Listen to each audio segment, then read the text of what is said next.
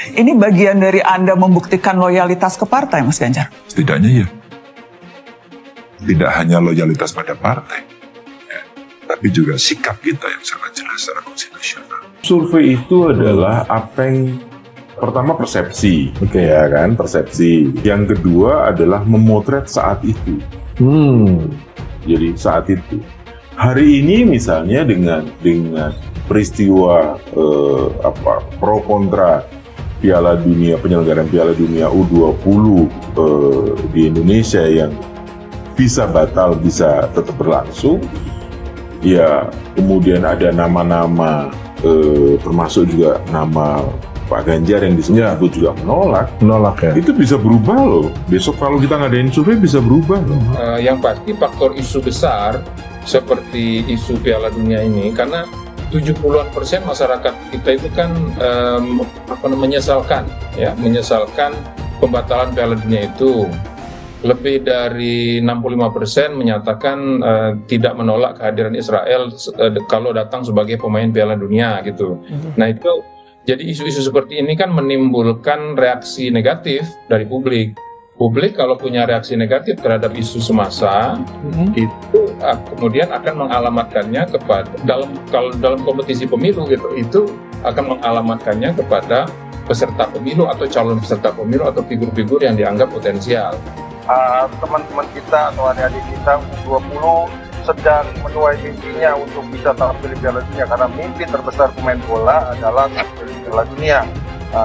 Yang kedua, ya mereka yang kemudian gencar menyuarakan untuk yang mengakibatkan kita batal jadi tuan rumah Piala Dunia, karena penjelasan FIFA clear bahwa Piala Dunia ini batal karena ada penolakan terhadap salah satu kontestan yang tidak bisa diterima untuk hadir. Yang jadi masalah bukan sikapnya menolak atau menerima. Yang jadi masalah adalah argumentasi penolakannya. Apakah ada unsur kebencian rasisme di situ? Tidak. Apakah ada unsur kebencian hal-hal yang lain terkait etnis dan sebagainya? Tidak. Apakah ada unsur fitnah? Tidak. Apakah ada unsur-unsur negatif lainnya? Tidak. Apa yang disampaikan karena tiga hal: historis, ideologis, dan kemanusiaan. Oke, salahnya di mana dia menyampaikan sikap itu?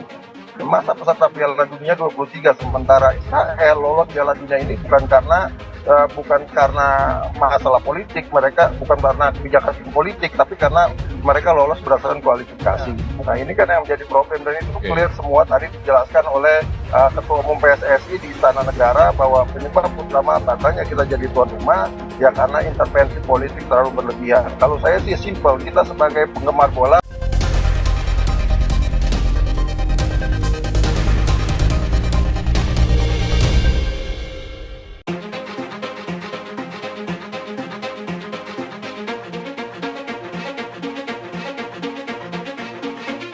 Pakar Hukum Tata Negara Refli Harun menyoroti hasil survei Lembaga Penelitian Survei dan Polling Indonesia terkait elektabilitas kandidat calon presiden. Adapun dari hasil survei tersebut, Prabowo Subianto memperoleh suara sebesar 36,9%, Ganjar Pranowo sebesar 17,2%, dan disusul Anies Baswedan sebesar 17%. Hal tersebut ditanggapi Refli Harun melalui video di akun YouTube pribadi miliknya. Dalam videonya, Refli Harun mengatakan bahwa dari hasil polling tersebut menunjukkan tidak ada perbedaan signifikan antara elektabilitas Anies dan Ganjar, seperti hasil survei dari lembaga lain. Itu menunjukkan bahwa sesungguhnya antara Anies dan Ganjar nggak ada bedanya kalau menurut SPIN ini. Karena apa? Karena masih dalam margin of error yang 2,9%, ucap Refli Harun. Lebih lanjut, Refli Harun pun menegaskan bahwa hasil dari lembaga survei tersebut tidak bisa dijadikan sebagai patokan menang atau tidaknya suatu kandidat. Artinya ya tidak bisa dijadikan sebagai pegangan, sekedar untuk hiburan bolehlah, tandasnya. Sebelumnya Refli Harun mengatakan bahwa hasil jejak pendapat oleh lembaga survei tersebut merupakan tamparan bagi Ganjar Pranowo. Refli Harun juga menyoroti Ganjar Pranowo yang tidak lagi ada di posisi nomor 1, tapi kedua dengan perolehan 17,2% yang hanya selisih tipis dengan Anies Baswedan. Kalau kita lihat angkanya misalnya, ya justru polling ini menampar Ganjar Pranowo, ungkap Refli. Lanjut, Refli pun menilai bahwa elektabilitas Ganjar terjun bebas lantaran di beberapa survei kerap di posisi teratas dengan perolehan suara 30% lebih. Berarti Ganjar terjun bebas dari beberapa survei di tempat lain yang angkanya 30-an% dan 20-an%.